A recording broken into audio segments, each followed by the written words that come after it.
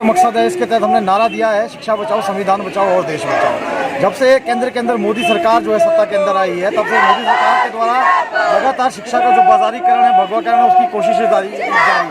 उसी के तहत आप देखेंगे नई शिक्षा नीति जो गैर लोकतांत्रिक तरीके से इस देश के ऊपर थोपी गई, सदन के पटल पर चर्चा नहीं की गई, किसी शिक्षाविदों से चर्चा नहीं की गई। तथाकथित जो शिक्षाविद है, जिन लोगों ने इस नई शिक्षा नीति को बनाया, वो आरएसएस और भारतीय जनता पार्टी से जुड़े हुए लोग हैं। और शिक्षा के भगवाकरण की एक मुहिम, शिक्षा के बाजारीकरण की एक मुहिम जो है इस नई शिक्षा नीति के माध्यम से है। इस नई शिक्षा नीति का जो उद्देश्य है वो साफ तौर पर ये है कि जिसके पास पैसा है वो आने वाले टाइम में अपनी पढ़ाई कर पाएगा, जो पैसा नहीं है वो जो है पढ़ नहीं पाएगा। मतलब कुल मिला के कहने का ये है कि आने वाले समय के अंदर शिक्षा कुछ चंद लोगों के हाथ की जो है वो कठपुतली बन जाएगी और आम गरीब किसान परिवार का बच्चा जो है शिक्षा हासिल नहीं कर पाएगा।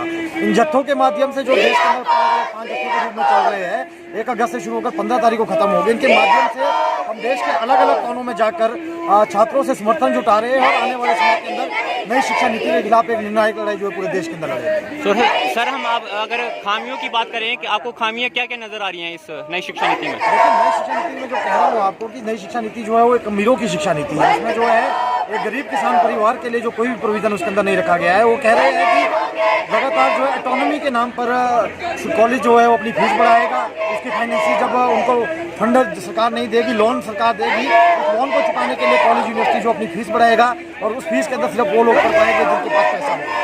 और इसके साथ साथ आप देखेंगे कि एक खुला बाजार शिक्षा का तैयार किया जा रहा है। एक विद्यार्थी को जो है एक इस तरह से नहीं देखा जा रहा है कि हमें उसको सिखाना है, समाज के लिए कुछ बेहतर करना है, एक ग्राहक की तरह विद्यार्थी को देखा जा रहा है। और इसके साथ साथ नई शिक्षा नीति के अंदर आप देखिए कि अगर शिक्षा नीति के अंदर जो किसी भी लोकतांत्रिक प्रक्रिया जो है और स्कूलों को बंद करने की बात की जा रही है, गाँव के स्तर पर जो प्राइमरी स्कूल है उसको बंद करने की बात इसके अंदर की गई है, मिड डे मील को खत्म करने की बात इसके अंदर की जा रही है।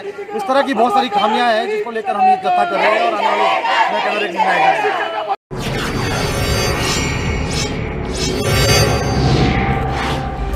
Welcome to Vijay Group of Institutes. Admission and registration are open for the professional courses like B.Ed, D.El.Ed, BCA, BBA, BCom and PGDCA. From this session, we newly introduce a professional course, Bachelor's in Hotel Management. Vijay Group of Institute are affiliated with Himachal Pradesh University Shimla, Himachal Pradesh Board of School Education Dharamshala, and it is also accredited with NAAC. For overall development of student, we provide different learning platform where students reach their goals and excel their skills.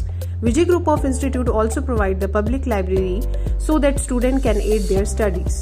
Vijay Group of Institute grows student professionally as well as technically. And we also enhance the technical skills, communication skill, confidence level and also give complete exposure to the students.